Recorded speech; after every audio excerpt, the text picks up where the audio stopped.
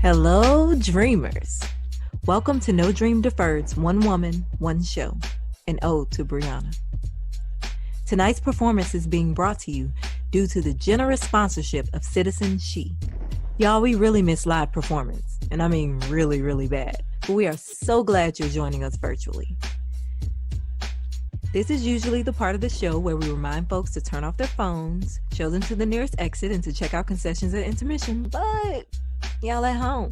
So get comfortable, grab a snack, and tell the kids to hush because the show starts now.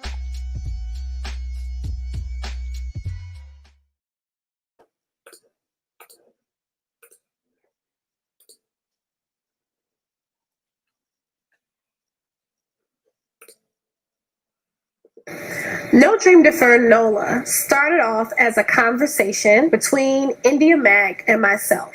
We were talking about how do we negotiate our careers as theater makers while being mothers, while being Black mothers. And we envisioned a space where people just like us, Black folk, Indigenous folk, other people of color, LGBTQ plus IA, non-English speaking folk could make theater and tell stories that were authentic to them in their lives. And we could offer them that space in a way that centers their narrative. Over the years, and it's been 3 years, we have remained true to that mission and to our vision of creating a legacy of other artists creating that space for more and more generations of us. In New Orleans, a city that is predominantly Black, it has become increasingly hard for us to find the physical space to do this work. This is where you can come in and help support this vision and this mission.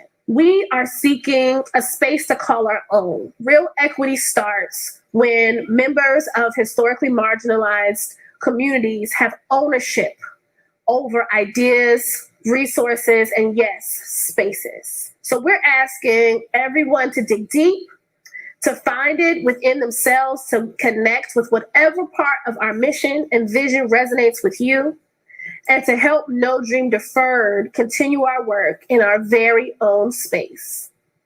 You can visit the website below to make your donation today. You can become a recurring giver, and you can help inspire the next generation of dreamers and makers. Thank you. No Dream Deferred is a community-anchored theater production company.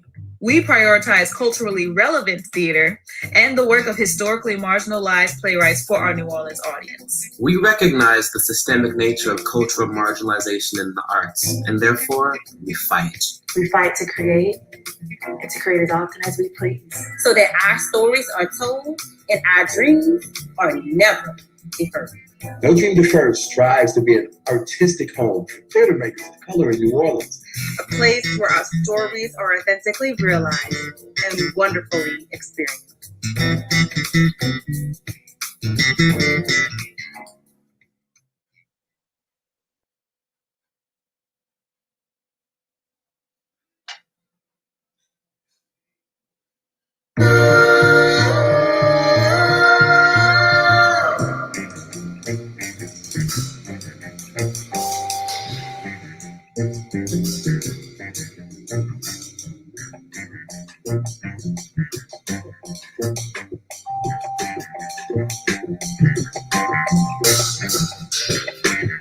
Sweet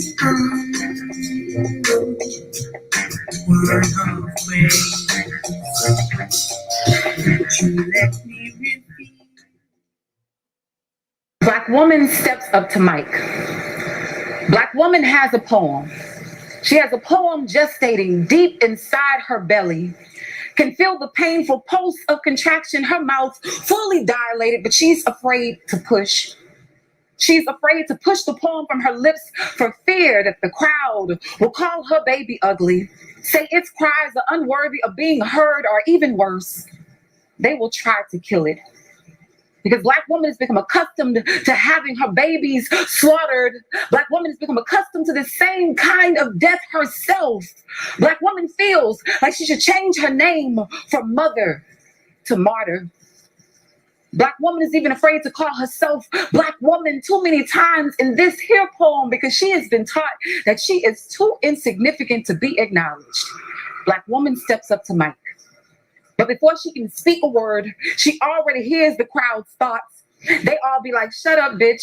Don't nobody want to hear another one of your Black woman poems. Girl, you can shout and roll your neck all you want. Besides, don't nobody hear your dog whistle of a voice besides other Black bitches. Black woman steps up to Mike, prays that she gets it right, realize that in this world, her voice is usually the only darkness in a sea full of white. So she prays that telling her own story is stronger and more powerful than those who try to do it for her or to her.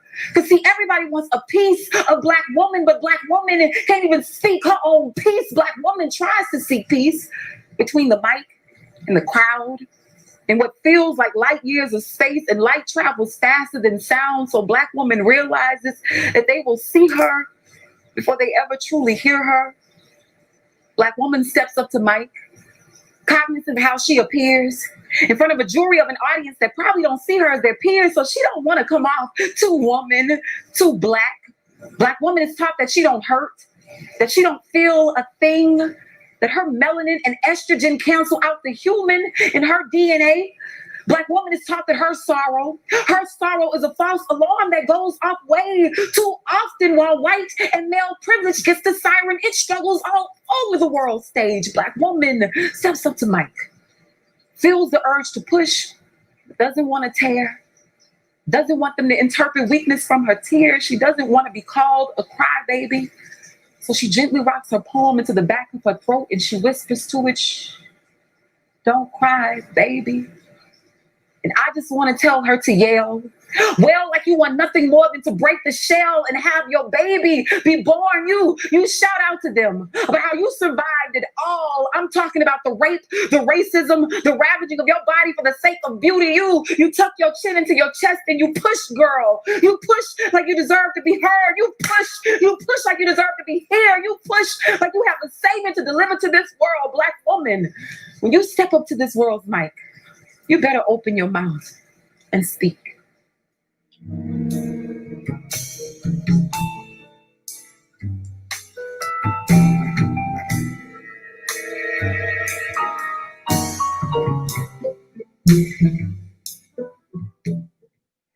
So my dad is this big guy. He's like 6'6", 200 some odd pounds, old school basketball player, Navy man, and scholar.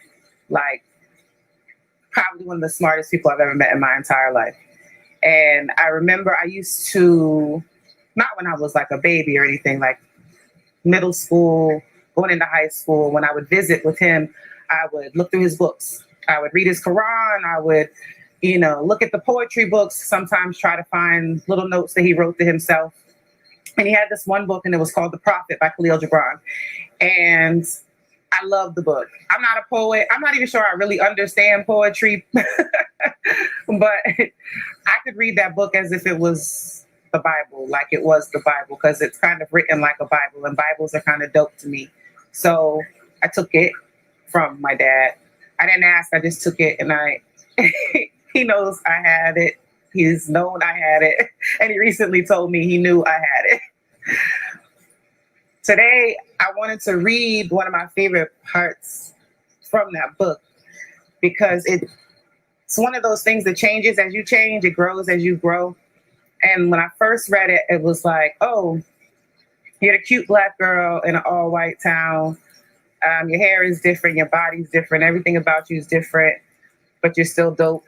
Then it was, you're just existing, floating around from place to place, different school every year until you finally get settled. Then it was you got locked up, and it was this and it was that. And it was all these different times I had to redefine myself as myself for myself. And I've never, ever been in a position to defeat myself because I've always had things like this.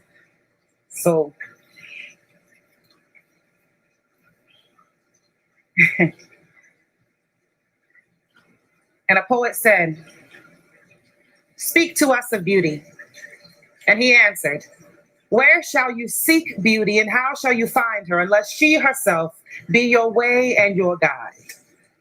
And how shall you speak of her except she be the weaver of your speech? The aggrieved and the injured say beauty is kind and gentle, like a young mother half shy of her own glory, she walks among us. And the passionate say, nay, beauty is a thing of might and dread, like the tempest she shakes the earth beneath us and the sky above us. The tired and weary say beauty is of soft whisperings. She speaks in our spirit. Her voice yields into our silences like a faint light that quivers in fear of the shadow.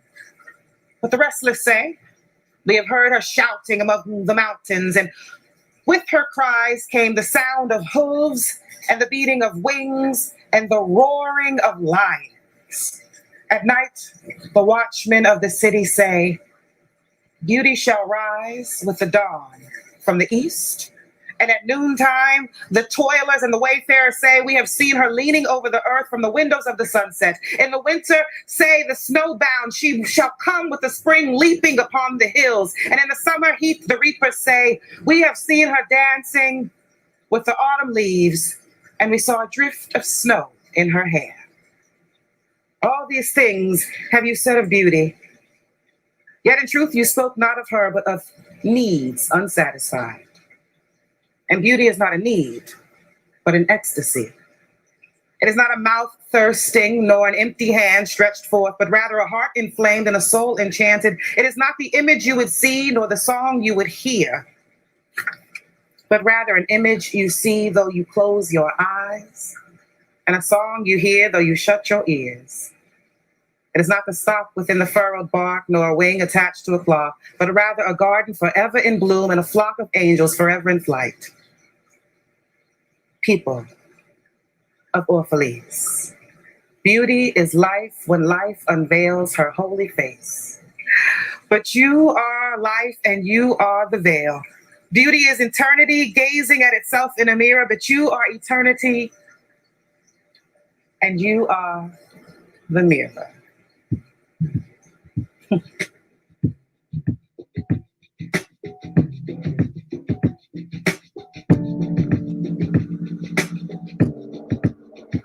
Me? I'm nothing me. When I was very small, we used to take our sleds out in the wintertime, and the only hills we had were some of the ice-covered stone steps for our neighbors down the street. And we would fill them in with snow, make them smooth, and slide down them all day. And it was very dangerous, far too steep. And sure enough, one day a kid named Rufus came down too fast and hit the sidewalk. And we saw his face just split open right there in front of us. And I remember standing there looking at his bloody open face thinking that was going to be the end of Rufus. But the ambulance came, took him to the hospital, fixed the broken bones, and sewed them all up. And the next time I saw Rufus, he just had a little line down the middle of his face. And I never got over that. That was what one person could do for another. I wanted to do it. I always thought it was the one concrete thing one human being could do for another. To fix them up and make them whole again.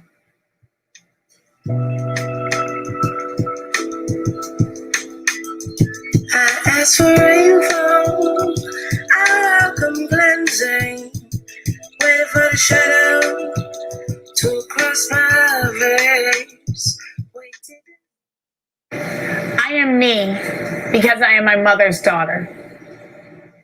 I miss her dearly, and I contemplate her daily. You see, Mommy's favorite poem was Footprints. She loved the irony that we forget that God carries us when our feet get weary. She taught us to honor that refuge because it was vital to anchor the hope that tomorrow's promise would outweigh today's disappointment. Mommy taught me to believe that God meant believing in everyone on earth, no matter how they've wronged you. That you never know a person until you walked in their footprints, and to defer to the goodness that all people possess. She said that the call to Christ was answered by acts of sacrifice and mercy. She said he called upon us to visit those in prison and in hospice, to give to those that needed it. That talking about God meant our words and actions must ensure that no one went to bed or woke up feeling like they were less than, and the work was not done until no one had to fight for survival.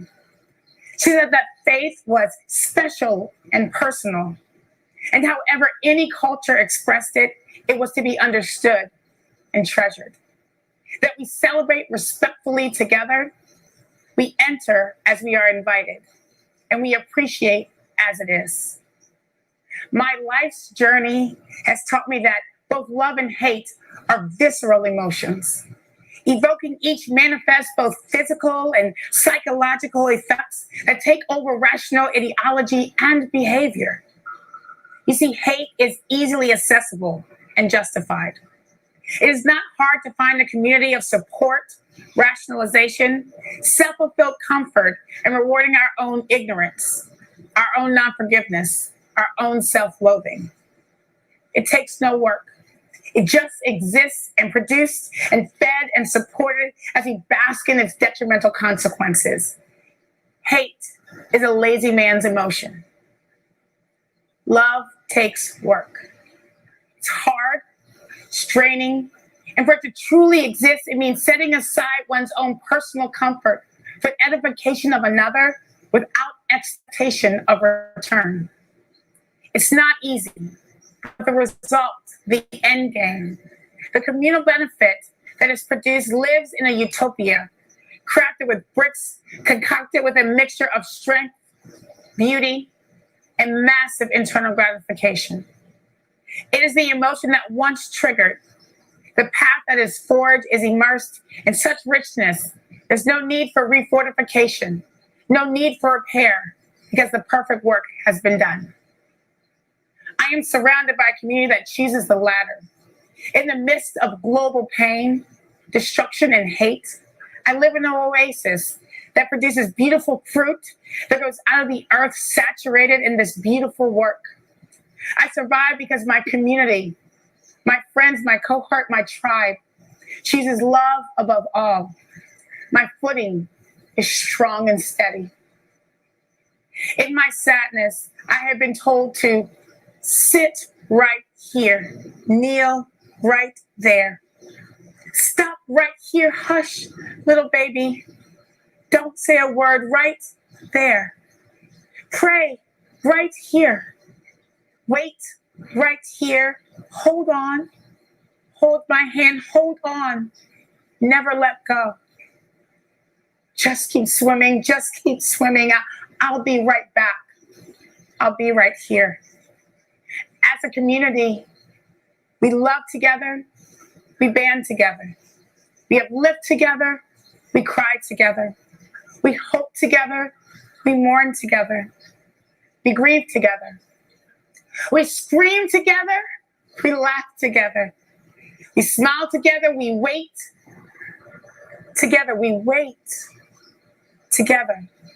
We celebrate together. We rejoice together. We pray together. We cuss together. We strategize together. We build together. We run together. We fly together. We fall together. And we get up together. We are bonded by our humanity and our connection to this earth. We are specks upon pieces of a part of a whole. We are strong enough to be weak and have our knees hit the pavement, but not our spirits. We are the manifestation of the Creator's grace, and we exist. We survive, we thrive, because of perfect love.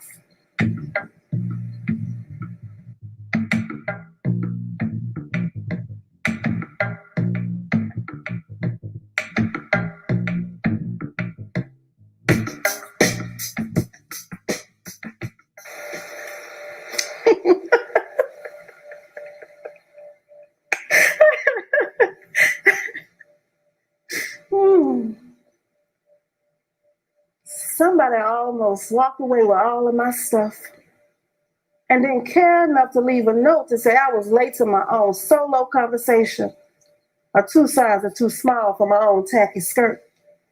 Now, what can anybody do with something of no value in an open market? Did you get a dime off my things? Hey, man, where are you going with all of my stuff? This is a woman's trip, and I need my stuff to ooh and ah about. Honest to God, somebody almost ran off with all my stuff, and I ain't bring nothing to it but a kick and a sway. A perfect ass for my man, and none of it is theirs. This is mine, Juanita's own things. That's my name. Now give me my stuff. I see you hide my laugh. How I let my legs open sometime to give my crops some sunlight. This is delicate leg and a whimsical kiss, and I gotta have to give to my choice.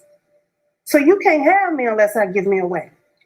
And I was doing just that till you walked off on a good thing. Now who is this you left me with? But a simple bitch with a bad attitude. I want my things. I want my arm with the iron scar. I want my leg with the flea bites. Yes, I want all my things. I want my callous feet, and I want my quick language back in my mouth. I want all my things, how I lived them. Somebody almost walked off with all my stuff, and I was just standing there watching myself. And it wasn't no spirit that almost walked off with all of my stuff.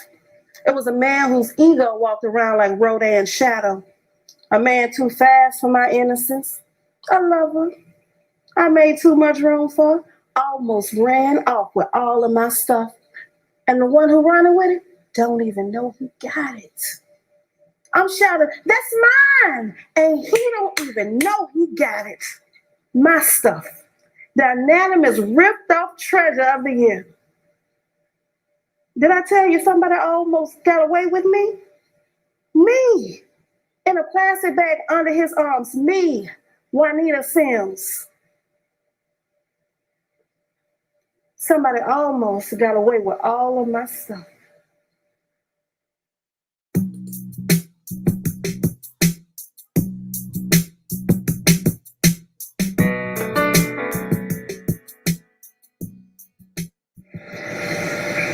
It's funny how the mind works sometimes. I'm driving, I'm jamming, on my way to work. Red and blue lights in the rear view. Pull over, breathe. It's funny how the mind works at times. My mind was the most clear it's been in a real long time. Remember when Mom and Daddy told me, hands on the steering wheel, breathe, no sudden movements. In that 1 minute between getting pulled over and the officer coming, I text my mama, I text my brother, I text my boyfriend, I text my job. I'm being pulled over by the police, just in case they need to know what happened later. Turn on record. Breathe. Officer comes to the window, license and registration. I'm reaching in my book bag for my license. Is that okay? Move slow. Move slow. I'm reaching in my glove compartment for my registration. Is that okay? Move slow. Move slow, Kia.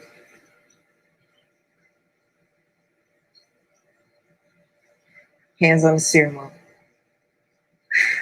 Breathe. In the time between him going to his car and coming back, I'm getting constant calls from my brother, getting constant calls from my mother, constant calls from my boyfriend. Don't they know that it stops recording when they call? Ignore, ignore, ignore. Breathe.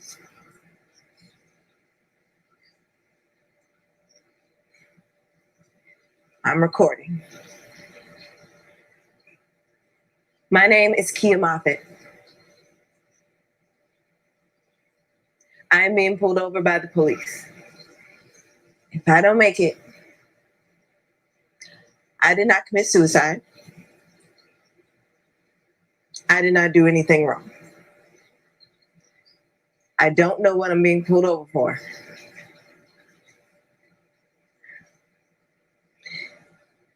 Please let my family know.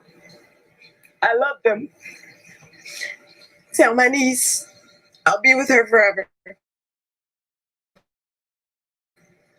My name is Kia Moffett, and I didn't do anything wrong. Breathe. Breathe. Officer comes back. Your brake tag is expired. How do you see that? Okay. Here's your ticket. Drive off slow. I survived. It's funny how the mind works sometimes. Because after that, I couldn't stop crying. I could hardly breathe.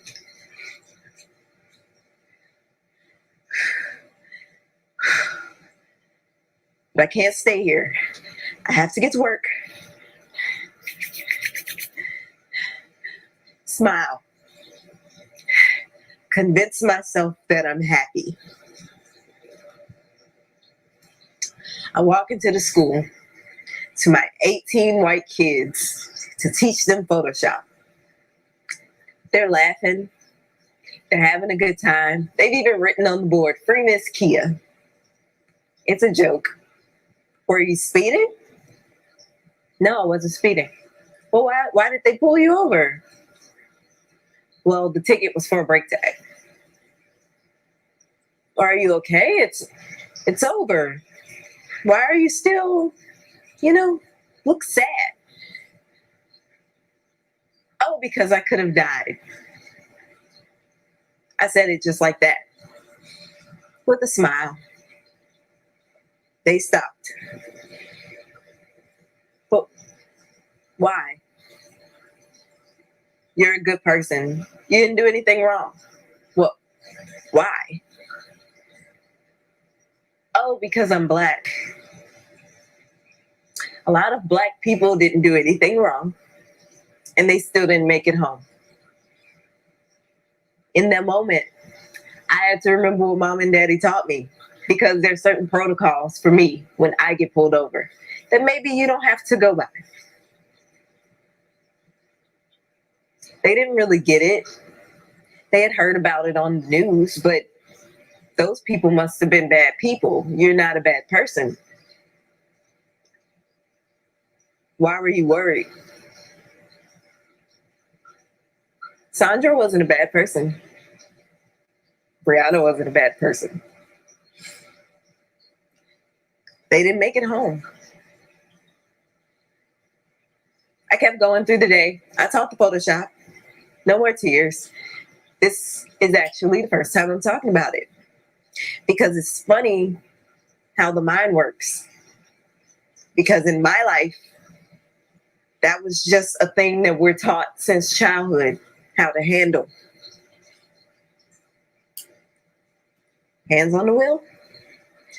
Breathe. No sudden movements. Just make sure you press record.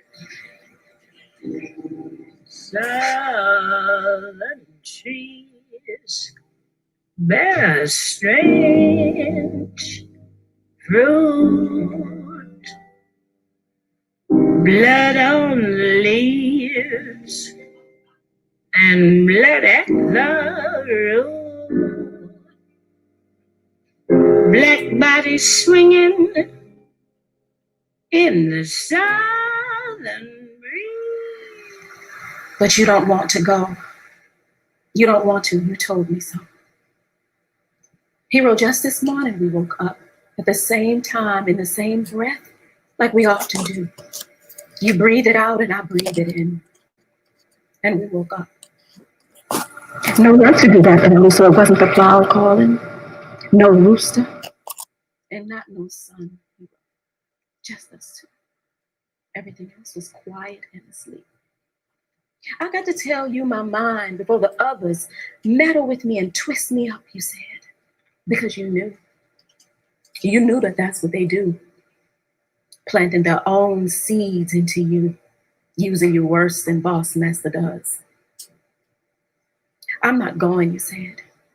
I'll tell the master so at sunrise, you said. Help me keep my secret, you said.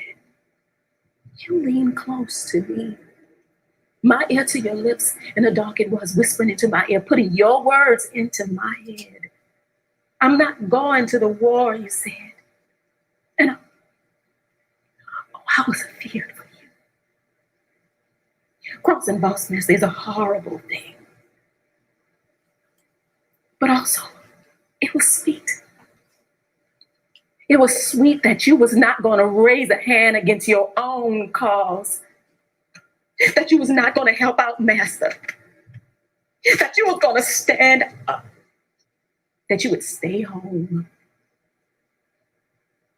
At least that's what I thought I heard.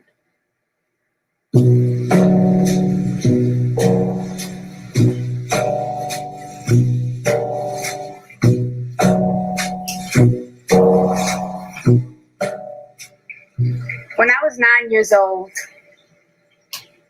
I was awakened by a sound. I wasn't sure what it was, but I walked out of my room. I was sleepy. And when I stepped out, a man grabbed me and pressed me against the wall and held the gun to my head. My sister, Mickey, she was 5. And she came out of the room behind me, and another man grabbed her, pressed her against the wall, and held the gun to her head. And the third man was yelling to my parents, "Give me the stash, give me the money." I remember the look on my mother's face and the fear in my father's eyes. My daddy was saying, "I don't know what you're talking about."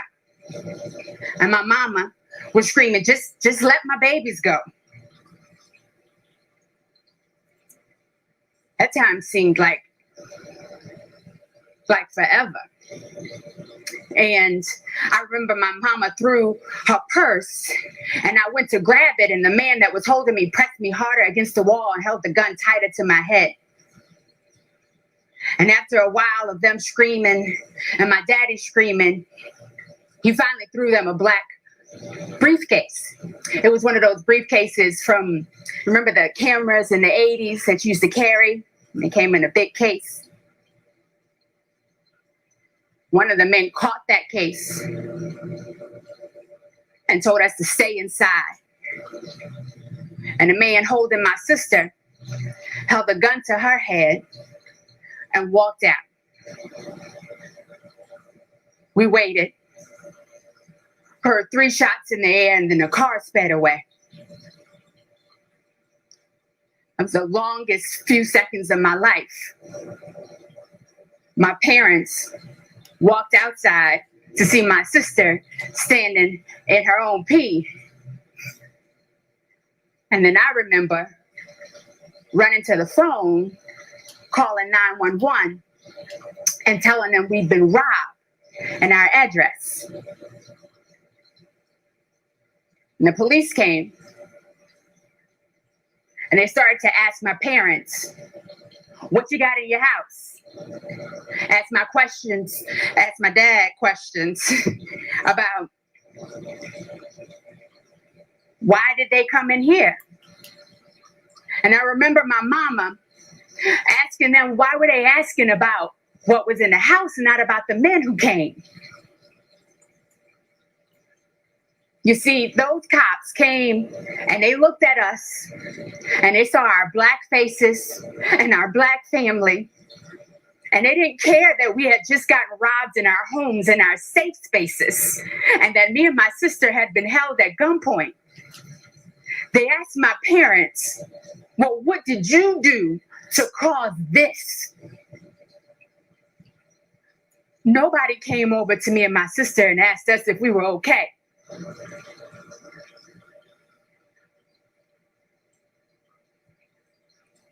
A few weeks later, we saw those same men on the news.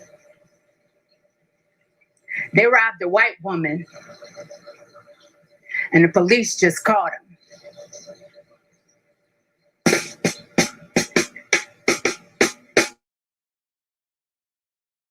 Hey, hey, oh, oh. The inner monologue of a Black woman getting her braids done. 30 minutes. My hair has been washed, conditioned, dried, and I am sitting in the chair waiting for the magic to begin. I am getting a new do. Finally, this hair is in need of some TLC. Ooh, maybe when I'm done, I'll get my nails done too. No, I'm not, because I'm going to be real broke after this. It's worth it, though. 1 hour. My hair has been straightened, pressed, and combed to death. Oh, look, if she pulls on my hair one more time. Oh, no, no, girl. No, I'm okay. I'm okay. Oh, don't you cry. Oh, Sherry, pull it together. Don't you cry. Grown-ass woman, don't you cry in this chair. 2 hours. Back of hair being braided. We are not a quarter of the way through. I'm going to die in this chair. I'm going to be the girl who dies in the chair getting her hair braided. Damn, I'm hungry. I did not eat before I came here. Oh, and I need to pee. Oh, but I bet I can't go pee because the more bathroom breaks, the longer it's going to take. I got to hold it as long as possible. 2 hours and 45 minutes. Back of hair still being done. It's loud in here. Why is everyone yelling? Why doesn't anybody use their inside voices? Oh, I have got to tell all of y'all about the woman who tried to touch my hair on the low yesterday.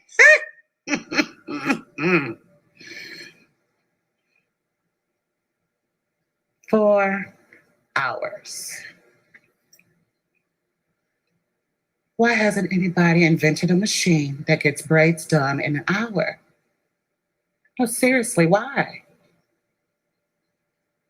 This chair is just too uncomfortable, and I think I'm getting the neck sprain. And she keeps asking me if I'm in pain. Yes, and I am never doing this again.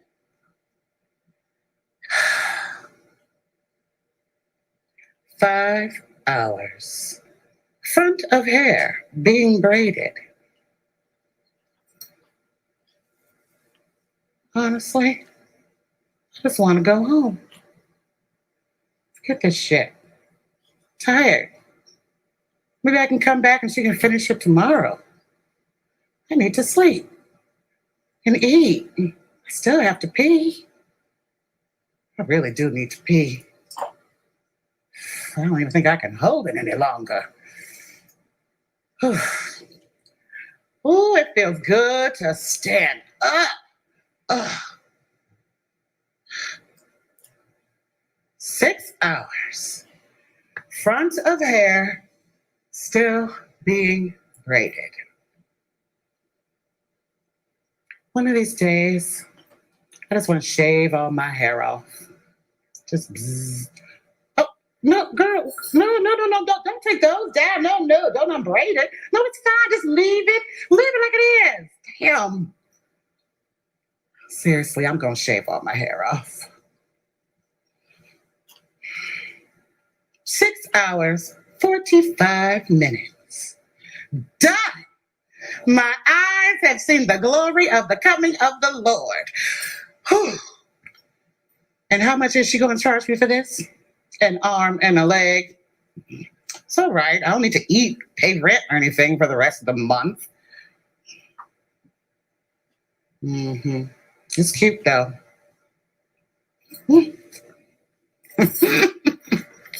Selfie time. All right, girl. I'll call you in a couple of weeks for my touch-up. Thank you.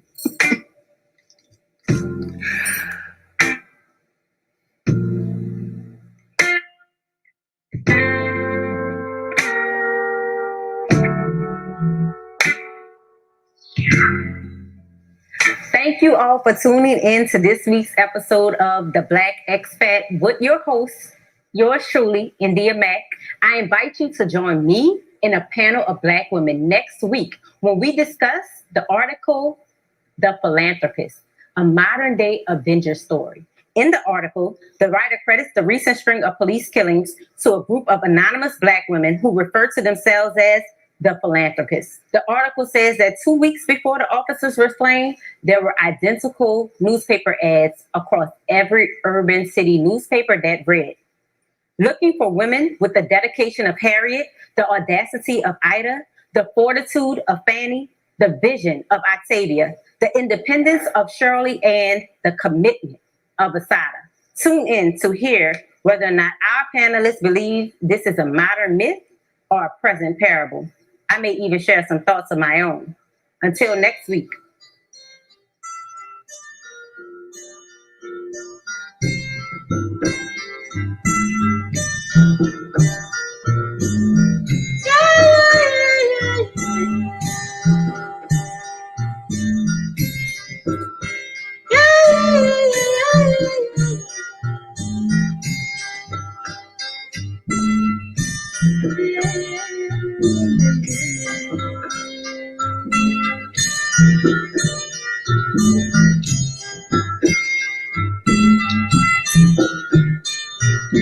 Love is sparks like pinwheels flying.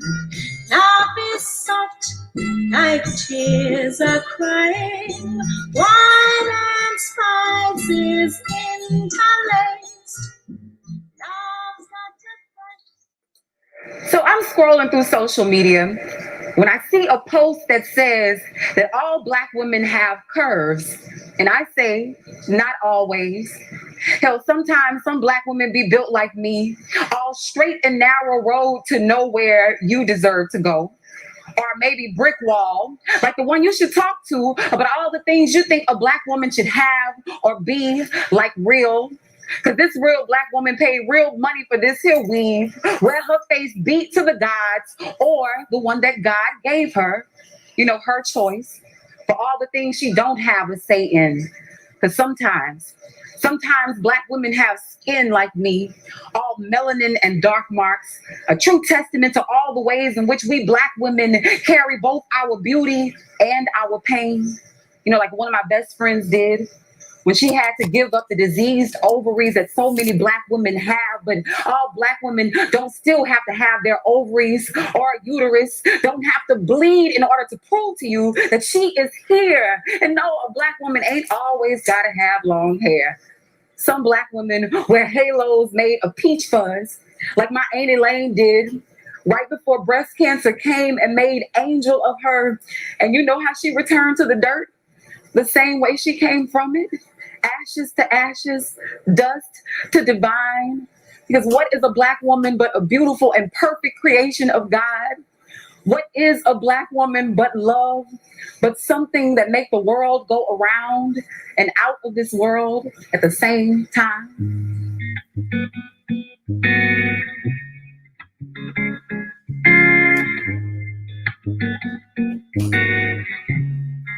We deal with emotion too much. So why don't we just go on ahead and be white then? Make everything dry and abstract with no rhythm and no reeling for sheer sensual pleasure. Yes, let's just go ahead and be white. We're right there in the middle of it anyway. There's no use holding out, holding on to ourselves. No. Let's think instead of feeling. And let's abstract ourselves some families. And then maybe, just maybe, I'll find a way to make myself come tonight without you. No fingers and no other objects, just thoughts. Which isn't a spiritual revolution. It's empty. And godliness is plenty. Godliness is ripe and fertile. Thinking won't do me any good tonight because I need to be loved. And I haven't the audacity to say, where are you? Because I don't know who to say it to. So, you see, I've lost it. Touch with reality. And I don't know who's doing it. I thought I was, but I was so stupid. I was able to be hurt. And it's not real, not anymore. I should be immune. But if I'm still alive, and that's what I was discussing. If I'm still alive, and my dependency on other living beings for love, I survive on intimacy and tomorrow. And that's all I've got going. The music was like smack, but you knew that and you still refused. My dance is the only thing I had going for me. But being alive and being a woman and being colored, that is a metaphysical dilemma that I haven't conquered yet.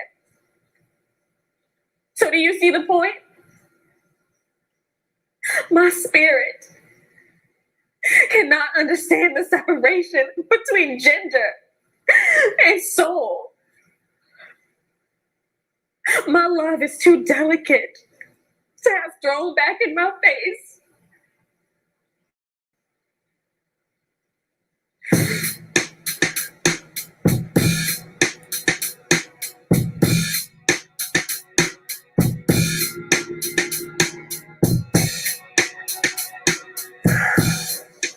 I knew something wasn't right.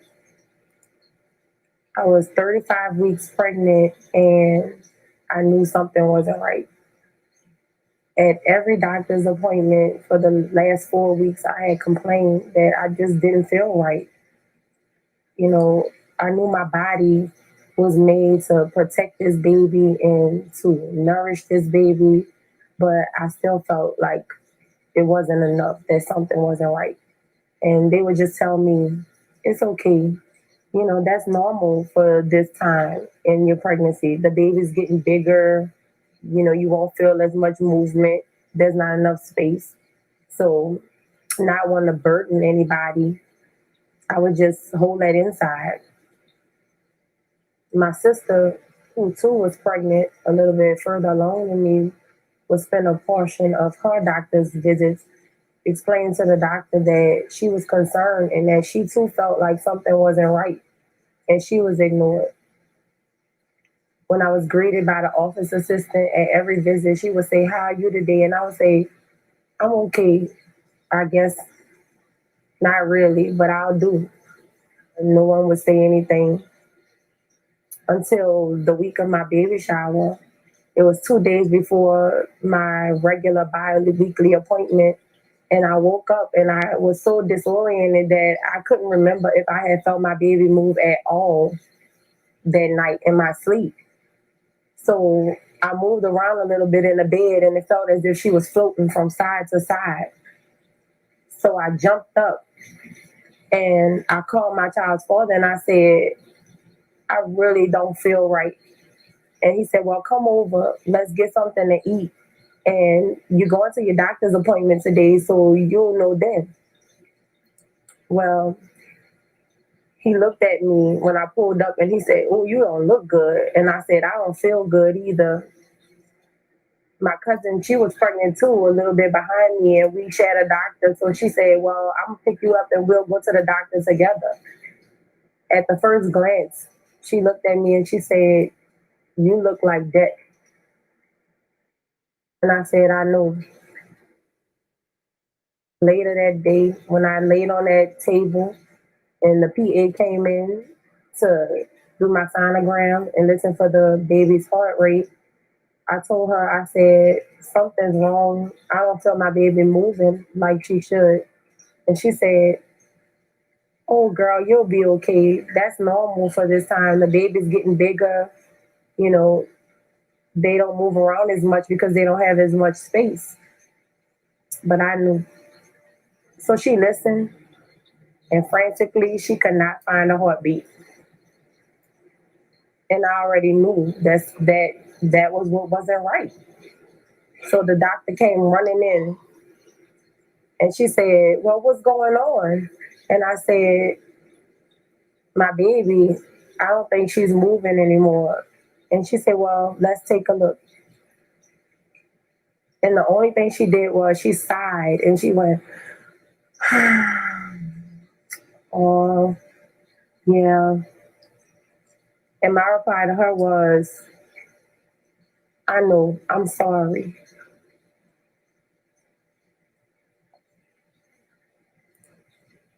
And in that moment, once again, I felt like a burden that I didn't want to burden her with my emotions. I know as a doctor, it must feel really bad to lose a baby.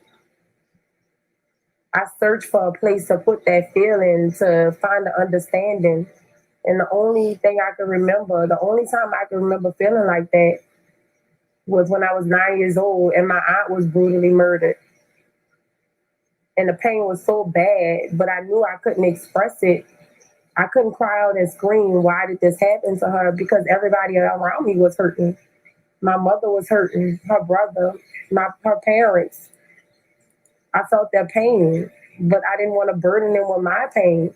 So I had to find a place for that too. That year, there were over 300 murders in New Orleans, and she was number maybe 312. And that's the way she'll be remembered to them, as a number, a statistic. The same way my baby is, another number. And I didn't want me and my baby to just be another number, another statistic. That maybe if I was nice and showed love and appreciation for the hospital staff, that they will remember us, because had one person that encountered me stop and acknowledge me and my suffering or my complaints, then just look at me as a person, then maybe my baby would still be alive to this day. Maybe I would have delivered her healthy. But the reason I'm here is because I have to tell their stories and say their names. My aunt, who I carry with me every day, I'm her beam of light. She shines through me. My baby shines through me. When I tell their stories and boldly, proudly talk about them and acknowledge them, it's to help others, so that other people won't look at these women who die on the streets every day, these Black people who get murdered, as just another number, a statistic. So I celebrate them today. Because of my baby, me and my child's father are happily married now as of almost 10 years. We have 2 other beautiful daughters. And I like to believe that my baby brought us closer together and gave my husband a deeper understanding of the plight of a Black woman. It gave my husband a deeper understanding of my pain and my strength and my love for everyone else around me.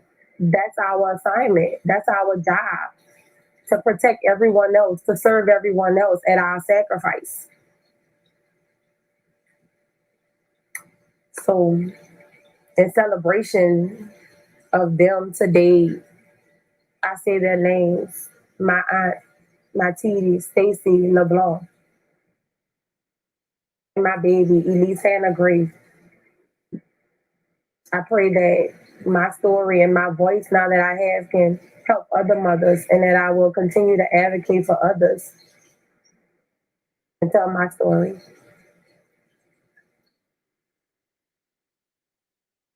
Say their names.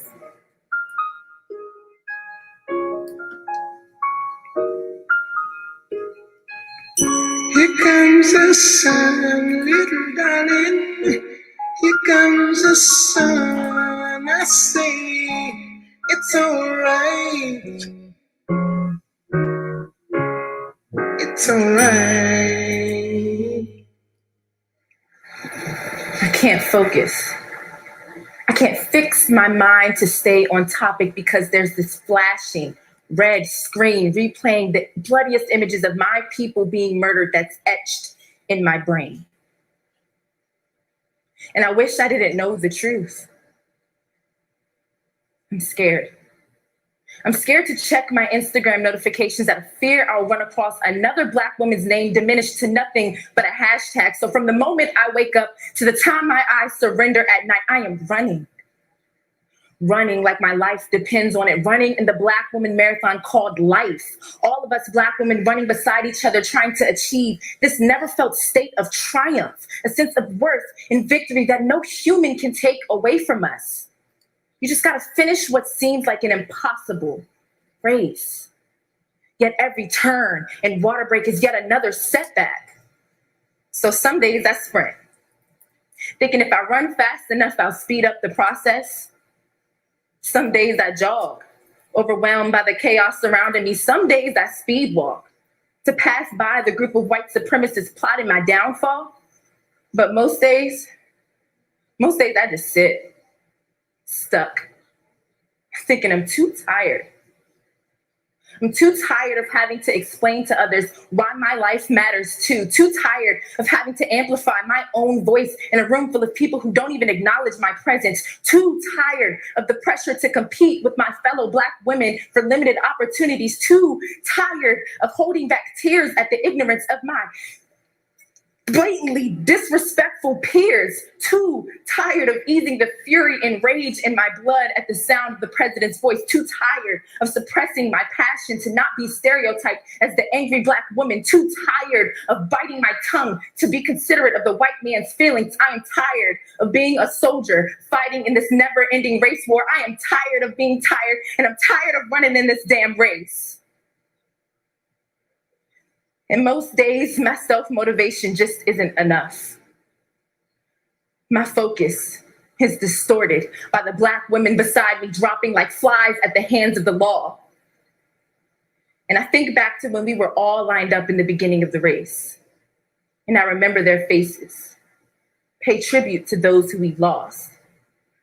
And I follow behind in the empty lanes of Breonna Taylor and Tatiana Jefferson, and I think, I keep running for you, and I won't stop. Won't go astray, won't be afraid, won't catch me running. You're moving away that I'm. You are worth it. I'm out here so they'll know that you are worth it. Yes, here I am again, marching like I did in the 60s, only this time a little slower, because you are worth it. Each decade trying to find a new strategy, because you are worth it. Sometimes I feel as if I'm beating my head against a brick wall. It's a brick wall beating me, but I know that you are worth it. Thought sure I'd have it figured out by now, because you are worth it. But evil knows nothing but evil. Fear of losing what is perceived privileged status, I guess, isn't easy, but you are worth it. You were taken from us in such a senseless manner.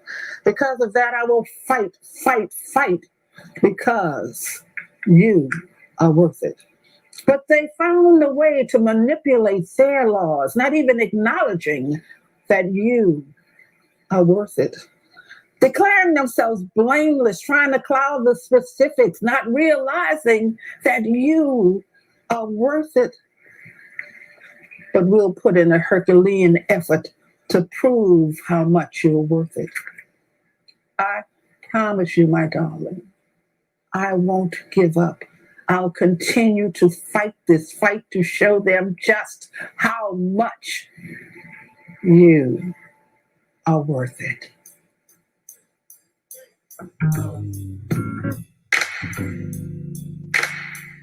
Well, well, well, well, well, well, well.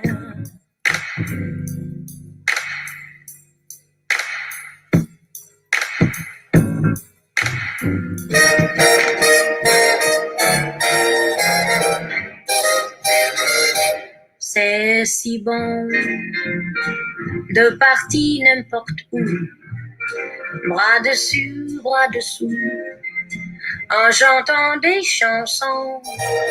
C'est si bon de se dire des mots doux, de petits rien du tout, mais qui en disent en langue, en voyant notre mine ravie, les passants dans la igqirha lendlela nguqongqothwane igqirha lendlela kuthiwa nguqongqothwane igqirha lendlela haya nguqongqothwane igqirha lendlela kuthiwa nguqongqothwane selekabele gqithapho haya nguqongqothwane selekunkule gqithapho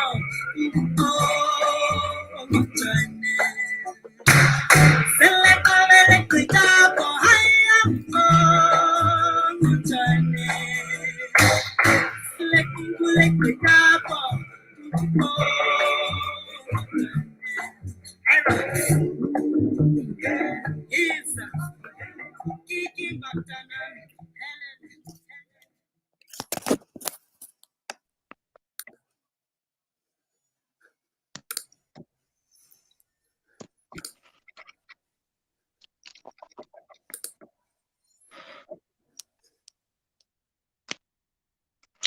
Hi, hey everybody. Thank you so much for joining us this evening. I just want to, this performance was most specifically for Black women and those who love us. And so it has been so humbling to see how many Black women have joined us tonight and how many people who love us have joined us tonight. And you know what I'm going to say? If you profess to loving us, right? Don't just say it, show it. Just a little bit about how this all came to be. This was an idea centered around just checking in with Black women in the aftermath of the Breonna Taylor murder and the subsequent decision surrounding her case. And I was actually talking to some young sisters, and they were talking about how they didn't know how to really respond in this moment, how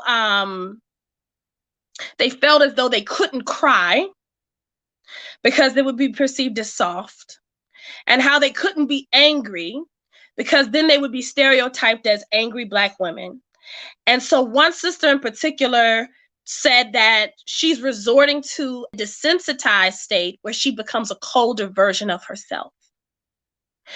And it was in that moment that I realized how unsustainable that is for us. And it also made me think about times in my own life when I've resorted to that colder version of myself.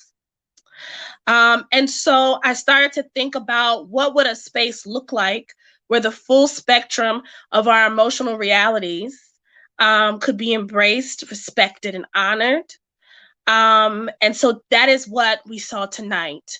And that is the ode that we really are singing or offering to Breonna, our ancestor at this point, that we will continue to be committed to the full spectrum of our emotional realities, because our emotional realities are not a hindrance, they're not a burden.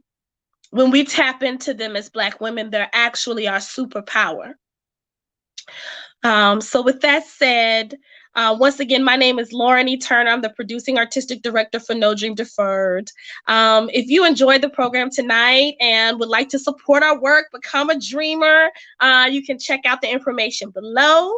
You can subscribe to our YouTube channel or connect with us on social media on Facebook or Instagram, or hit us up on our website. Contact us through our website, www.nodreamdeferrednola.com. Without further ado, I would like to bring in some of the women that you saw tonight, and we're just going to have a conversation or a check-in, if you will. So welcome, India. Who else we got coming? Icon, Monica, Sherry Marina, Lakeisha Glover. Hello, everybody. Hello.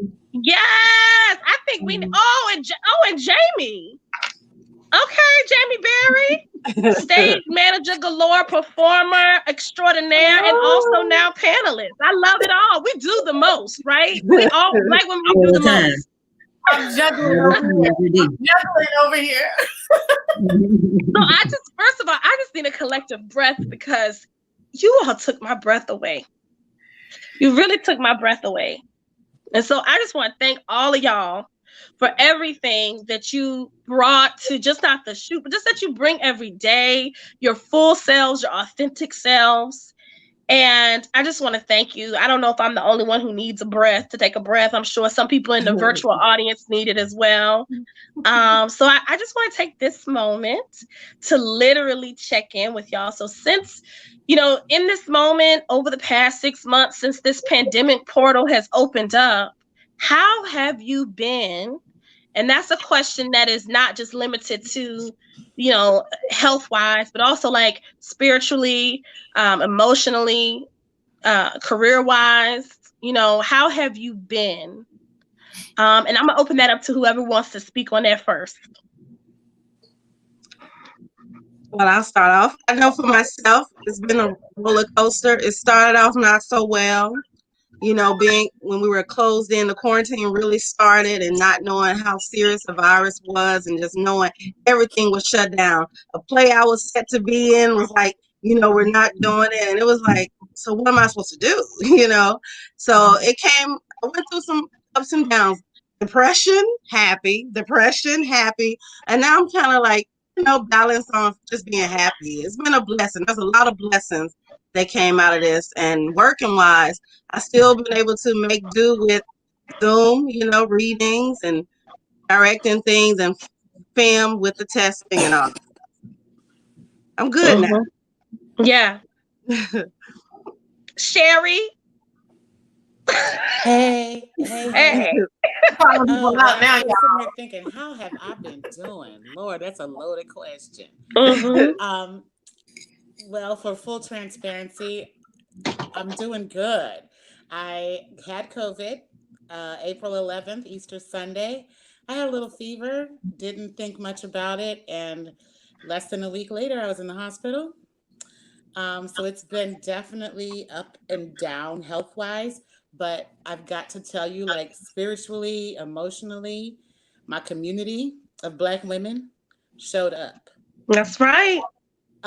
People, have left soup and fresh juice and herbs and everything on the porch, sending me books from Amazon and because my family's not here. So there are times where it's like, I can look around and be like, well, dang, I just would love to have my mama, but she's not here.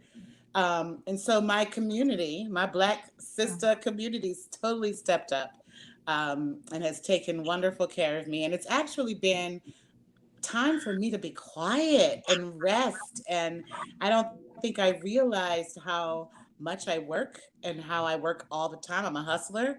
I'm an artist. So I'm used to like that constant, gotta grind. Don't know when the next paycheck is coming. Don't know when the next job is coming. And so like having no work all of a sudden was a little scary. And being sick was really scary. And you talk about having to step my faith game up. Yeah. And my prayer game up. And yeah. And I never had to worry about money. Like checks started coming in. I was laid in the hospital, honey. I got out of the hospital, there was checks. Okay. Thank you, divine. Yes. Yes. And I think I've learned more than anything, the biggest thing has been like giving to others can be the best self-care. You know, I found myself doing a lot of like yoga online for Zoom because you know I'm a yoga teacher and a meditation coach. So I do guided meditations for a couple of different organizations. I work with the Veterans Program, the VA. I'm their designated yoga teacher and meditation coach. So that's just been wonderful to have this community of mostly Black folks who have served this country. And we already know they haven't gotten the respect they deserved, or that they've, you know, we don't honor them in the way we really should. But it's been really a blessing to me to give to them. So that's been the biggest lesson. It's like giving to others is the best way to give to myself. Thank you. Who's gonna check in next? I'm good. I'm busy, just like I always am in the fall, and tired. Yeah. But this was good. This was a breath of fresh air. And yeah, it was a breath of fresh air. It felt good to be a part of it. And even though I was working, I still felt the love in the room, and it just felt good to be in a room with a lot of other Black women and all there to do something for us. And to take it into our own hands and not wait for other people to show up for us, but for us to show up for us. It felt good. So yeah, I'm good. We got through it, and I feel great. So 30 minutes ago, different story. I feel good now.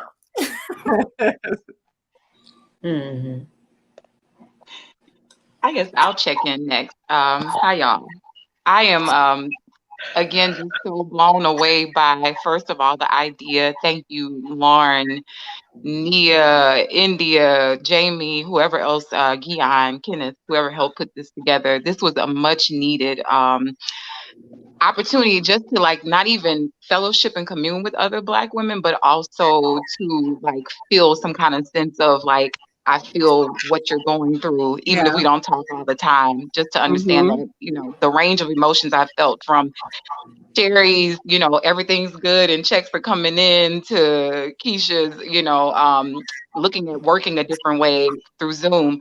Also, I've experienced the other end of that where I've wondered some days, like, what the heck am I creating for? Because it feels like the world is just totally different and it might just be going up in smoke soon. So why am I even creating?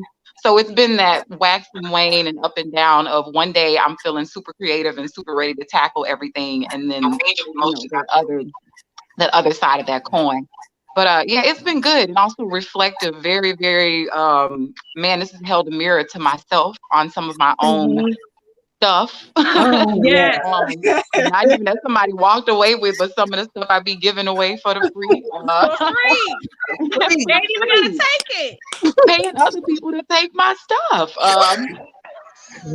So yeah, I'm just thankful for this, and it's been I'm thankful for this check-in as well, even beyond just the show, like the opportunity to check in live, because I don't people a lot.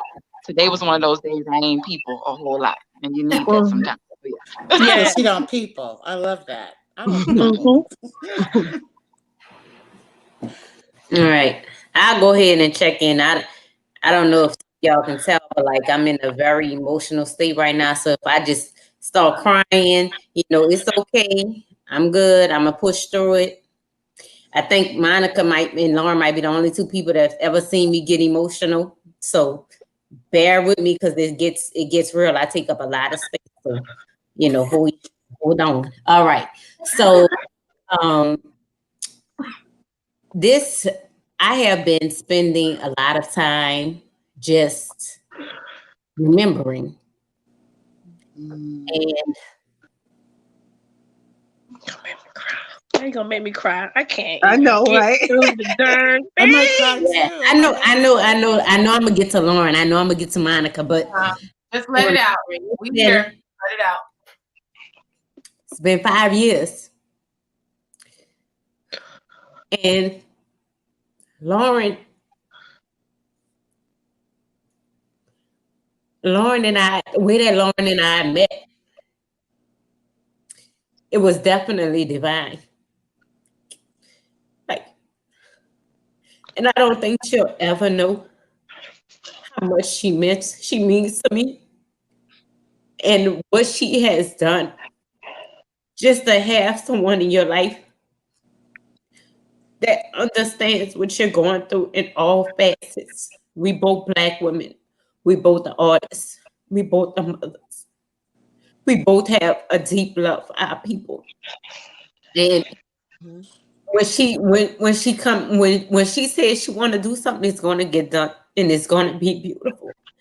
And I've just been remembering all of the beautiful things that I have in my life. All of the times where I have felt so good or wanted to feel good, but have not been allowed to feel that way. I've been remembering a lot of pain. And unfortunately, a lot of my life, most of my life has been painful, than it has been joyous. So remembering is painful to me. And I've been spending a lot of time doing that. So I've been spending a lot of time this last year of my life in a lot of pain. And also imagining myself in the future that I want to exist in. And it's a joy to know that I can be happy and I can be in a joyous place, and then I can start having more joyous and beautiful memories and moments than I have had in pain. And it's the story of so many Black women. We can't have joy. We can't have happiness. And we actually can't have pain, because the minute we show it, it's a weak and vested. And I'm so over that. I'm so thankful for all of the Black women in my life. Jamie, Lauren, Monica, Lakeisha, always there for me, always there for each other. Like, the things we have done this past year has built us up so much, and I'm so happy to see what we're gonna do and what we're gonna be doing, because it's time to replace that pain. It's time to not let the pain continue to overwhelm, but to be. And I've spent a lot of time figuring out where I want to go, what I want to be, and being futuristic, actually seeing my future. And I don't think I've ever done it. I don't think I've existed so much in a moment that I haven't allowed myself to do that, and that's what I'm doing now. So, but everything that has happened in this past year, because it allowed me to really see what's coming, and I'm so proud to be experiencing life with all of you, Lauren especially, 'cause that's my, that's my Malibu, y'all. That's my Malibu. Yeah. Thank you, India. Oh my gosh. We ain't supposed to be. We live. We're not supposed to be boohoo crying on this thing. Now, come on. Now you In the first 10 minutes. In the first 10 minutes. I don't even know who's watching this. Okay. We do what we want to do. All right, Monica, what you got to say? Just come on now. Hey, y'all. I just want to say that this is a lot for me, but I feel, y'all know my struggles with this whole thing is that I feel like not an outsider, but I feel like a novice. I don't do all these beautiful things that y'all do. So, and I'm about to cry because I never knew. It's like I feel y'all make me feel so a part of something so great. Like I never had that. I mean, besides to me being a mother, I'm so proud of that. But like it's level to do things like this, like, and to feel so included and so loved and appreciated, and like for things I didn't even see in myself. It's like when I talk to all of y'all, it's like y'all look at me and say like, girl, what? You could do this. Yes, we want you to be a part of it. Not just like we want you to be a part of it, but like we like happy and proud to have you. Yes. And to me that's sisterhood. That's true love. When other people like put a mirror up to you, and also not only just put a mirror up to you, but when you have like friends and women that like see something in you that you don't even see in yourself and make you love that part of yourself and wanna and Yeah. encourage it and nurture it and make you like it change the whole trajectory of your life. Just because somebody like pointed that out about you, a vessel that y'all love travel through, and that I could do that for other people because that's a gift. So this has given me a gift not only to like tell my story, but like, and so I guess getting back to this COVID time, I probably would have never taken the time to do those things. I would have had the time, and I just want to say thank you so much to all of you and to the other people on the panel. Like I am so like proud to stand with you. And I think that idea of like pulling and showing Black women the most beautiful parts of ourselves as beautiful, I swear to God, that's all I want to do. Yeah. That's all I do with this life. That's good for me. What's the gospel song? How the gospel song go? I forgot. What's that gospel song? Like, if all I do is this, then some. Oh no! Let the work that I do speak for me. Yeah. Yeah. So I think that's the work that I want to have speak for me. And I've just been, kind of just surrounding myself, kind of in an oasis, a cocoon of Black women during this time, because it just feels like so good, so safe, familiar. And like everybody knows, I've just been like only working with Black women, talking to Black women, reading the thoughts and enjoying the art made by us. This is where I need to be. I do feel like I'm cocooning. I don't know what I'm preparing for, or like when I'm gonna bust up out this cocoon, but like that cocoon for me is us.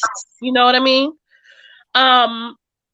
Speaking of that cocooning time, taking care of ourselves, this is something that's been coming up a lot for me. So my next question is self-care. It's something we keep hearing. It's trendy. It's a buzzword. Is that a thing for Black women? And why or why not? And like, what does that even look like for us? Wow. I'll go first, so I can get out the way. What I want to say is that last year I had a whole stint with anxiety, being in the doctor, being off of work for a very long time. And what my doctor told me was that everything I told him that I did for enjoyment was something serving other people. So what do you do for I'm a stage manager. I have a nonprofit where I feed the homeless and the this and that. And my son plays this, and we go here and we do this and we do that. And he's like, you still haven't named one thing that you do for yourself. Not one. And he was like, what do you do for fun?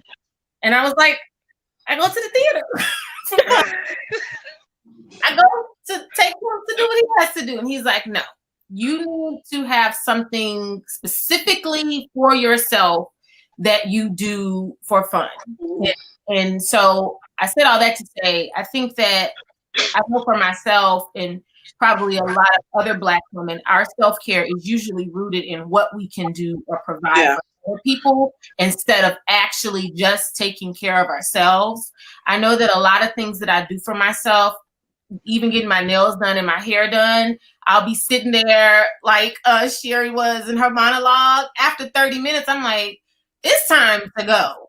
But I remind myself that if I was doing it for someone else, it wouldn't be a problem. So sit there and take as long as it's going to take. Get your nails done, get your pedicure done, get your hair done, whatever else you want to do, and take your time just like you would if it were for someone else. So I'm done. I like to speak a little bit what similar to Jamie.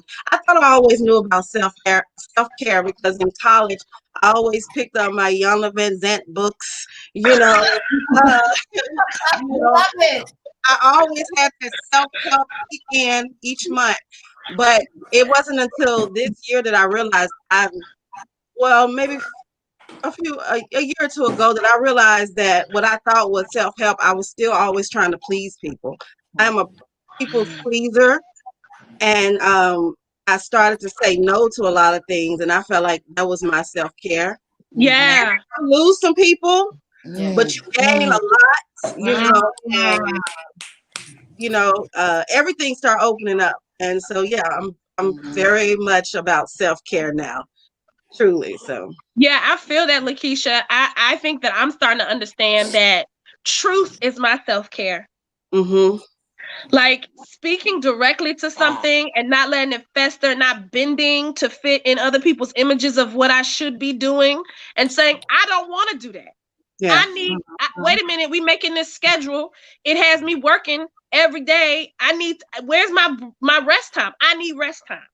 Being unapologetic about really what is just simply the truth, and not wanting to like prop up this lie that I'm some sort of robot superwoman with no feelings is self-care. It doesn't feel the same as going to get a massage, but it is taking care of like not only Lauren right now, but it's almost like I'm taking care of Lauren in the future.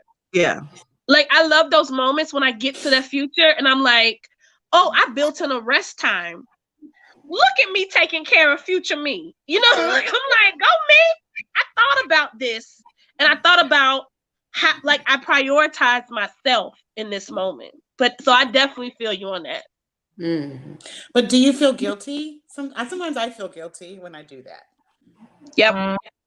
Like I feel guilty, and I've felt guilty for years for doing that. You know, because I raised my son. I was a single mother, but you know what I mean. And so I feel like I'm just now learning how to protect my energy and my time.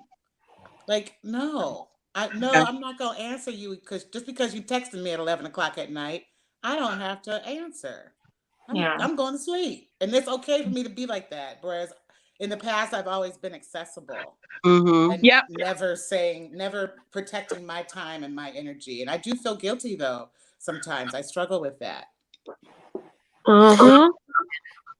I take my cue of self-care, but I take my pointers from the late great Audre Lorde. Audre Lorde said self-care is self-preservation. And revolutionary. Said if you want to see yourself in the future, you have to learn how to preserve yourself. Ooh, come through. It is an act of political warfare. And that really hit home for me. So I think for me, my self-care is my network of sister friends. My sister friends that I can call and say, look, this not happening. Can you pick this up for me? Can we switch off on this? Or and knowing that when they do things for me like that, then I have the ability to also do things for them when they need that. That's important. So that has become huge in my way of preservation. Self-care is not a singular act for me. I can't care for myself. I have to be able to allow other people to do it for me, because naturally that's what I do for other people. So when you are a nurturer and a giver and that's your personality, you have to then, and it's hard. People said, I don't like people to do things for me. I don't like to ask. But for me, that has been the biggest part of caring for myself. Knowing that what I do for others in my heart, and knowing that in my heart, I am doing it because that's what I want to do for them. Being able to understand that there are people in the world who do the same thing. And so when we do for each other, that's caring for myself, and that's an act of political warfare. Thank you, Audrey. But you know what's so interesting? I just got into this whole thing recently, this whole train of thought, is that, you know, when you say some of our personalities are naturally givers, and I think about that because I think about the trauma that's in our DNA, especially as African American women, and I think about the trauma of my enslaved ancestors who were women, whose existence was constantly giving, giving, giving until they died. And how that still remains the lock and hold pattern for so many Black women now. And how I'm talking about literally giving. I'm talking about labor, like childbirth. I'm talking about physical labor. I'm talking about nursing. I'm talking about strategy, brain power. I'm talking about giving, giving, giving, and being told that that is essentially your purpose and your role.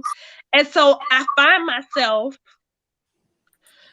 trying to really detangle, like, how much of this how much of this is programming, Right, and programming designed to do exactly what you're saying, India, which is like that works against self-preservation. I wanted to lift up that comment Jessica just made, but it disappeared. They have self-preservation is so difficult. Yeah, self-preservation is so difficult as Black women because our energy is constantly depleted to make this world go round. Let's be real. Essentially, what you were saying, Lauren. Yeah, but Jessica, that's why it's so important to have that network, because when it's circular, it's not linear anymore. Because for many of us, and for me, I can say for me, it's linear, you know, but now it's circular. Like my friend's dope as hell. But that's because you have to then realize that we are the resource. And if we are the resource, then we have to start talking what Sherry's talking about. Well, how are we valuing ourselves? How we are assigning worth to ourselves. And we could be invaluable, but when we start to negotiate our time and our energy with other folk, we have to have that in mind around, like, what is our self-worth? What is our value? What is the value of our labor? So many times I enter situations as a Black woman, and I know these people are paying me to show up and just say some Black woman shit. Like, that's all they want. They just want me to come in and be like, no, I don't, you know, just have that Black woman wisdom. How do you quantify that? You can't quantify it. I have to come up with the price, right? But, like, I know that this is valuable. Whether you want to publicly say that it's valuable or not, I know that you know it's valuable. Yes. You know, right. I think, India, to what you're saying, I think what I would need my circle to do is hold me accountable. So not necessarily to help me preserve myself by doing something that's going to take away from them, but to be like, didn't you just say you wasn't accepting no more jobs? Why you looking at me, Jamie? I'm not looking at you. I mean, if it kind of seems like I'm looking at you, then, you know, but I'm not. I'm just saying, like, that's what I need. And I will do it to Lauren. She'll be like, I want to do this. I'll be like, when in the spring? You going to do this, like, in April? Because you're busy right now. You know, so that's what I need my circle to do, to just hold me accountable and not necessarily do things for me, but to make sure that I'm not adding more onto myself. So Icon, is your labor being honored right now? No. It ain't ever being honored, to be honest. But no, in line with what you all were saying, I was thinking so hard about the fact that Black women give. Of course, nobody's going to stop us from giving, right? Nobody's going to say, oh, you know what, y'all giving so much, go on, take a break and stop giving. No, they're going to keep on asking for it or keep on demanding or whatever. So in line with what Jamie was saying, like accountability within community to say, hey, girl, if you can't say no, I'm going to be your friend that says you're doing a whole lot right now. Like, you don't have to do everything. You don't have to be perfect. And sometimes self-care, I'm not a person who will go sit in a nail shop. I felt both as attacked and as the attacker by Sherry's monologue. As someone who braids hair, who also gets my hair braided. But I'm not going to go sit in the nail shop. I know for me, that would be less of a self-care thing and more of a, you know, whatever. And for some people, it is self-care. I think part of that self-care, or acts of self-care, is also sometimes letting yourself be raggedy.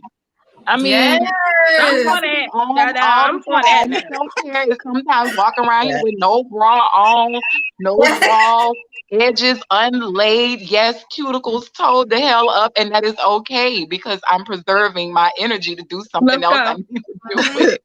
And so I think we I have this, almost didn't wear a bra tonight. I almost didn't wear a bra tonight. you I know ain't had a what? bra on in As months. Auntie Tabitha say, that's your business. It is okay to let them things hang, swing, and do their thing, you know. But definitely that, like always having to be perfect and on and doing and whatever, wherever we can cut and like economize efficiently our energy.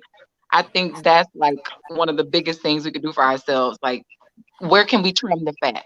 You know, where can we trim the Mhm. fat? Yes, Ilya, and I can agree with that. Sometimes we do the most, and we pride ourselves on doing the most. Right? When we overwhelmed, we still doing. We like, I did that Badge of shit. honor. Yeah, I wonder if we'll get to the point. Will we get to the point where like that's not even like that's not something we even praise for us? No. Like, why are you But like you we doing do the it. most is not a good thing? Like, when do we get to the point where as Black women, it's like I took an hour nap yesterday. Everybody like, oh shoot, you doing it? You doing it? That's what I'm waiting for. Shout out to the nap ministry. If nobody's following that sister, Yes. look, rest is revolutionary. It really is. It really is. I need to put that on a t-shirt. I remember in the beginning of this pandemic time, and there was like, you know, it wasn't much to do. It was like a real pause in the beginning. It got crazy. It's crazy now, but it was a pause in the beginning. And I would just be like, what am I going to do today? And I was like, oh, well, I guess I could just like take a nap. And I was just like, you just taking naps. I said, is this what the wealthy do? Is this how it feels to be Right. rich? Like, you just wake up and be like, I'm just going to take a nap. You know, it's just, you know, it's mind blowing. It shifts your whole perspective when you prioritize rest for yourself. But were you touched- surprised by how much rest you actually needed? Because I felt like when the pandemic first came, before I even got sick, it was like I was sleeping. I would get like, you know, up, snack time. Okay, gotta eat. And then it was like time to go back to bed. Like I was surprised at how tired I was. But that just shows you how much we have been just running, you know, ourselves into the ground. Yeah. Yeah. Yes, Demia. We are about to normalize it. Yeah, it starts now. We're about to make rest a thing. What's that thing? What's the line from Clueless? Stop trying to make fetch a thing. We're gonna make rest a thing. We're gonna be like, girl, you doing the leap. Girl, you doing the leap. Group naps. Yeah. So y'all talked about support networks. What other mechanisms should be created or that currently exist that's really support, like for real support Black women? What holds us up and holds us together?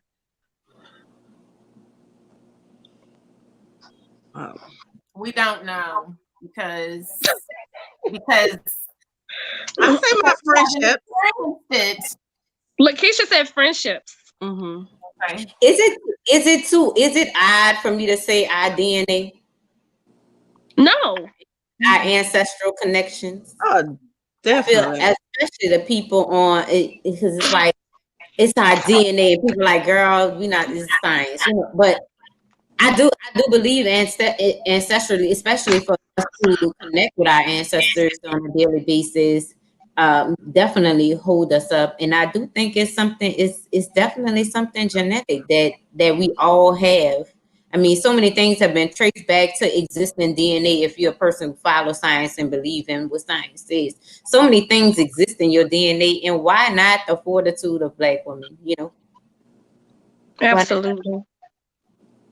I'm gonna say not an unorthodox answer, but what I feel like should be almost an obvious answer to me would be other Black people, Black men as well. Even if you without whatever, at the end of the day, I feel like there is a synergistic kind of relationship between all parties, and so we are always constant. And then when we pulling from other Black women, we also pulling from each other still. So we have to make other people be accountable as well for also holding some of that weight and helping to carry us as well. And doing that by also showing them how to do it, like by caring for ourselves, showing other people how to care for us, showing other Black men. And everybody ain't gonna be on board. And brothers just like us got some trauma and some other things. I think it's that holding space for each other and being gentle in the learning process of how we untraumatize or undo the whatever of trauma, the harms of trauma together. We've in looking at social media lately, I've been just like, oh my God, and how we handle each other, how other Black women have handled, and that's not to put a negative spin on it, but it's also to be realistic about. I would love it if we were all just, yeah, girl, we holding hands and elbow and elbow, but it's not always the case. It's not always the case. I mean, just so we have in to learn general, to be I gentle think, with each other and. Go ahead. No, go ahead, girl. I'm sorry. Oh no, I was just saying, being gentle with each other and being patient in how we deal with other Black women, other Black men, so that we could all kind of do this thing together, and other Black non-gender conforming and whoever else is a part of this whole, Yeah, we got so much work to do to get rid of all of our internalized stuff, and it looks different for different Black folks depending on your intersections, right? Like what that work is. I actually don't think. Well, this is my opinion. I don't think we can even necessarily all do it together. We can be doing it at the same time, but everybody's work is their work. And sometimes I just get so frustrated. I know there's been times, especially, in the aftermath of Breonna's murder, with this brother, the DA in Kentucky. And I'm just like, I mean, at some point, please, Black men, what is happening with the situation with Megan Thee Stallion getting shot in the foot? I'm like, hello, but it's all, they have work that is relative to them as Black men. And we have work to do that's relative to us as Black women. And I mean, it's just all messed up. I really want us, out of this whole pandemic portal, I keep, there's this racial injustice where there's a focus on white folk. And very early on, I decided that most of the work that was needed to come out of this needs to be with us. We have begun to believe the lies at some point. The white supremacy lies, and we are hurting each other. And so, yeah, and we got a lot of work. We got a lot of work to do. And one thing I say, and I know Lauren will echo this. We spend a lot of time talking about this, is that we need to be creative. So many people have turned off their creativity and have fallen into this routine of, I don't know what to do. I don't, there is no answer. We've tried everything. No, we haven't. There's always something new. We need to reach into that pocket of creativity and pull some shit out. It needs to be radical, and it needs to be because it is radical, it's something that you haven't thought of before. So we need to, for me, I think that's one of the things that we need to do. We need to reach down and figure out all of the things that can be done, all of the things that have not been tried or thought of that can be done because it exists within us. So if I could say, what are we missing that we are not doing? It's the things that we haven't thought of yet. So I say it because it's an icon here. See, she thinking of something right now. But we got to have that rest. We have to have that dreaming space, even to start to figure out these solutions, because we got to dream them up. But if we constantly moving, constantly working and working ourselves to death, we'll never be able to have the space to figure out the solutions. The solutions for us are in our heads. I'm going to take our radical imagination. They don't rest in white folks' imagination. Nope. They're radical dreams. That sounds like something that should be on a t-shirt. And you know what, though, I gotta tell you, I agree with you, India. But I also No Dream Deferred, more mature folks need to get up and step to the side so the young folks with radical dreams can take up space. I feel like I've been in spaces where older folks don't give room for the young. Say it again. Ideas. No, Sherry. Sometimes it's just time to move your ass to the left. No, Sherry, say it again. Come closer. Come closer. No, seriously. Seriously. Say it again. there's a way that I think elders, I always feel like elders are so needed. What I'm bumping my head up against though is like elders who are not fully embracing their elderhood in the sense that they are equally invested in being elder and imparting onto you the path forward. And it's like, how are we supposed to build legacy? How are we supposed to move forward if you still want to be it until you die? You don't pass that torch on. You don't pass on that knowledge and that know-how. And I just think it's so, there's a grace that comes. I think about Mama Carol Sutton, who was in this tonight, and her support, even for us, you know, even for No Dream Deferred, in the way that she's still very much it. I mean, clearly. And also imparts wisdom onto us. I think about Adela Gautier. I think about all of these people who are just Shakula. You know, all these people who are like, we did it, we still do it, and we want you to be successful. And they spend time sowing seeds into younger people so that can happen. We got to start thinking about that. That's self-preservation. That's self-care. Yeah. That is self-care. Taking the time to train up someone in the way they should go is self-preservation and self-care. It's thinking about not only yourself, but your people in the future, and that they can still be there. I don't know, y'all. We need more. We need more of this. Maybe we just can meet up on StreamYard once a week. We won't go live, but we'll just talk. But I do want us to be. I'm gonna be mindful of time, and I just want to end with this and just wrap this conversation up with. I want to hear, all of this came out of, you know, that, like I said, the aftermath of Breonna Taylor's murder. It has such a deep impact on me. It's still. There's a place in my heart that is gonna forever be sad, not because she is a standalone case, but because I think just it was being faced with the stark reality that there aren't a lot of people, there aren't overwhelming amount of people who really see the beauty and value in us as Black women, or Black identified women, people who identify as women. Black trans women, and we're valuable, and our labor is wanted, but our lives are not cared for or valued. And so afterwards, I just made a commitment, like I said earlier, to constantly make my community Black women, and to work to show them, to help show each other, show ourselves, and remind ourselves of how wonderful and beautiful and special we are. And so that was my commitment. I'm wondering if we could just go around, if anyone else made a commitment since then or had one before then, about just how we show up for one another. And if we could just go around and share that before we close out.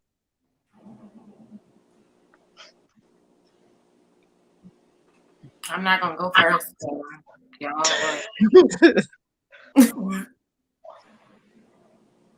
Well, I know I have been thinking a lot about purpose, and like when times got hard, about like, what do I create, what do I make as an artist? It became less about what do I make and what do I create, and like what is my mission, so to speak. And I understand, and I'm realizing that Black women and like the overarching wellness of Black women is one of my callings. And so I made a small little pact with myself that I'd do something as small as like, one of my aunties used to sing a song in church called "Give Me My Flowers," which was about giving people their flowers while they're alive, and not crying when they die, because you haven't had the opportunity to. So something as small as like finding a Black woman every week to give flowers to is something I want to do. Whatever those I flowers, love maybe that. physical flowers in the form of something they may need or may not need, a little gift card, little token, something almost like a pay it forward, but doing that for as many Black women, especially as I can. I love that. Thank you. Well, I guess without knowing that I was doing it, but to just celebrate, you know, when I see a Black woman doing something, if they think nobody else is paying attention or acknowledging it, just like letting them know, like, that was great. Like, I saw that, and just celebrating each other. So I'm committed to where I spend my money these days. Yes. Yeah. That's become very important to me. Yeah. And where I spend my time and who I spend time with. Again, protecting my energy. I just become a lot more intentional about. It feels like everything that like Black women are like right here, right here. You know what I mean? If it's where I spend my money, where I spend my time, whatever. Black women are my focus right now, and I can honestly say that hasn't always been the case, you know, but it definitely is now.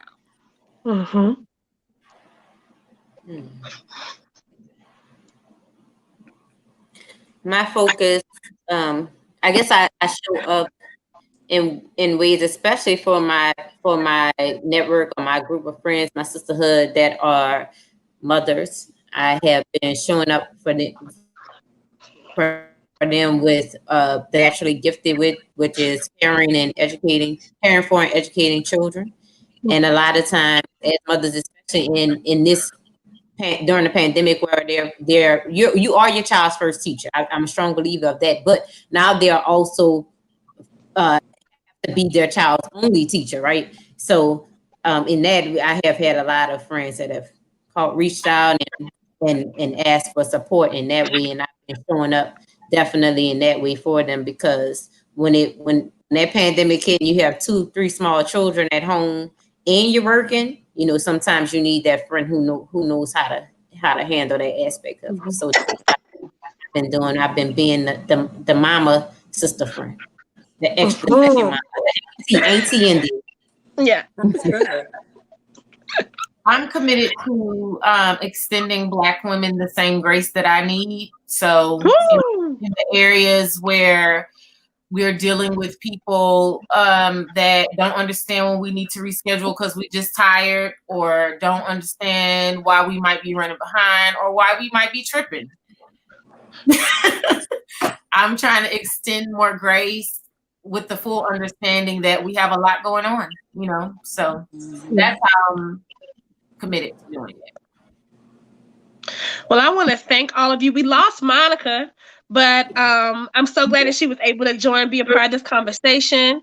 I want to thank all of you for spending this time with us, for sharing, for being a part of this project. I want to thank all of the women who were a part of this film project. And, this was No Dream Deferred's first foray. We bust through our little creativity slug of trying to figure out how do we still, hold true to our mission in this new digital landscape. This was our first time. Hey, Monica. This was our first time trying something, because at the end of the day, we value storytelling. That's what we want to do. That's No Dream Deferred's way that we show up as an asset to the city. And we want to center our narratives as the thing. Like, this is what we do. It's not an extra thing. It doesn't live on the on the margins. It's all what this is what we do. It's centered. So thank you all. Thank you everybody out there in streaming land. Thank you so much. And we'll see you soon. Please subscribe to our YouTube page if you want to see this performance again. All right. Subscribe. Good night. Subscribe. Good night, everybody. Good night. Good night. Gotta get out of here.